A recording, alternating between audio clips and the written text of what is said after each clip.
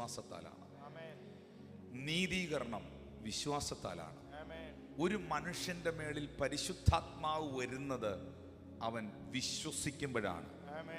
വിശ്വസിക്കുന്നവൻ എൻ്റെ അടുക്കൽ വന്ന് കുടിക്കട്ടെ.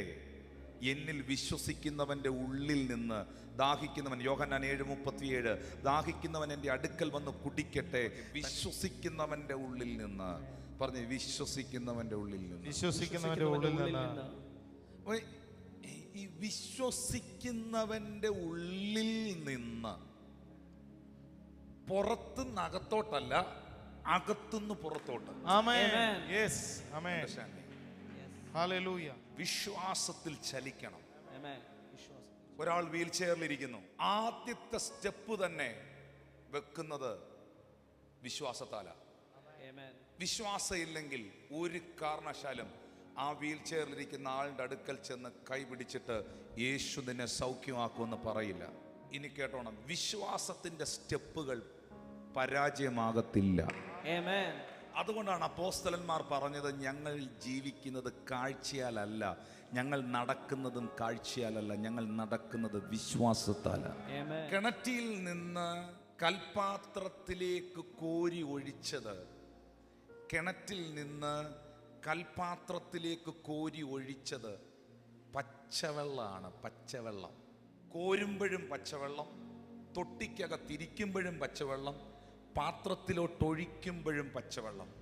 ആ ശുശ്രൂഷകരോട് കർത്താവ് പറഞ്ഞു, ഇത് കൊണ്ടുപോയി വിരുന്നുവാഴിക്ക് കൊടുക്കാൻ. വീഞ്ഞ് വിളമ്പേണ്ട സ്ഥാനത്ത് പച്ചവെള്ളം കോരി പാത്രത്തിൽ ഒഴിച്ചു കൊടുത്തിട്ട് ഇതുകൊണ്ട് കൊടുക്കാൻ പറഞ്ഞപ്പോൾ ആ ശുശ്രൂഷകർ ഇത് കൊടുക്കാൻ കൊണ്ടുപോയ ആ സ്റ്റെപ്പില്ലേ, ഇങ്ങനെ നടന്നു പോയില്ലേ, ആ നടത്തയിലാണ് ഇതിന്റെ നിറവും രുചിയെല്ലാം മാറിയത്. നീ വിശ്വാസത്തോടെ ചിലതിന് സ്റ്റെപ്പ് വയ്ക്കുമ്പോൾ ചില സാഹചര്യങ്ങൾ മറിയുന്നത്. വീണ്ടും വാ തുറന്ന് പറഞ്ഞ് വിശ്വാസത്തിൽ മൂവ് ചെയ്യണം. വിശ്വാസത്തിൽ മൂവ് ചെയ്യണം.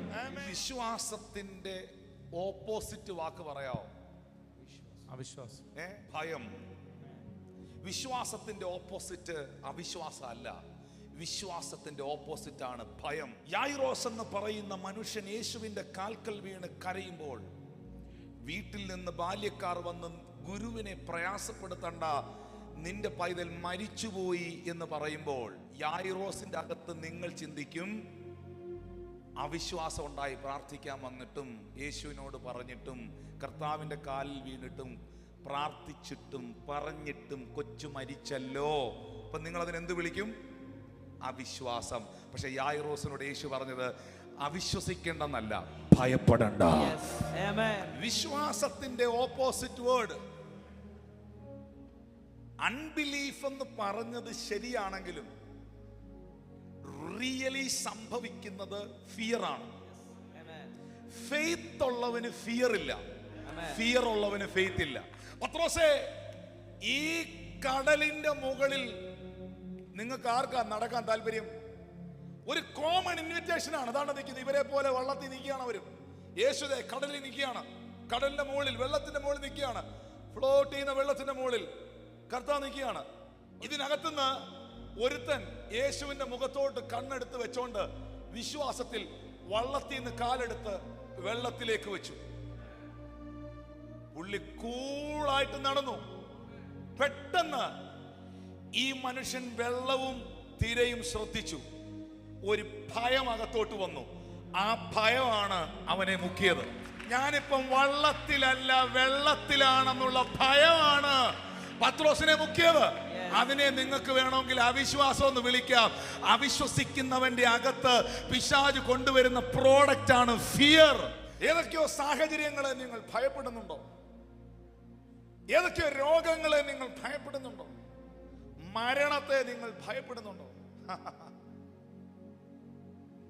വിശ്വാസം അകത്തിടിച്ചു കയറിയ ദൈവമനുഷ്യൻ മരണത്തോട് കയറി മുട്ടുകയാണ്. ആരും മുട്ടാത്തത്, എല്ലാവർക്കും മുട്ടാൻ പേടിയുള്ളത് മരണത്തെയാണ്.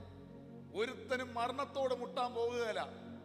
പക്ഷേ മരണദൂതന്റെ മുഖത്ത് നോക്കി ചോദിക്കുന്നു, ഹേ മരണമേ, നിന്റെ ജയം എവിടെ? നിന്റെ വിഷമുള്ളവിടെ? കാരണം ഞങ്ങൾ ജീവിക്കുന്നത് കാഴ്ചയാലല്ല, ഞങ്ങൾ ജീവിക്കുന്നത് വിശ്വാസത്താൽ.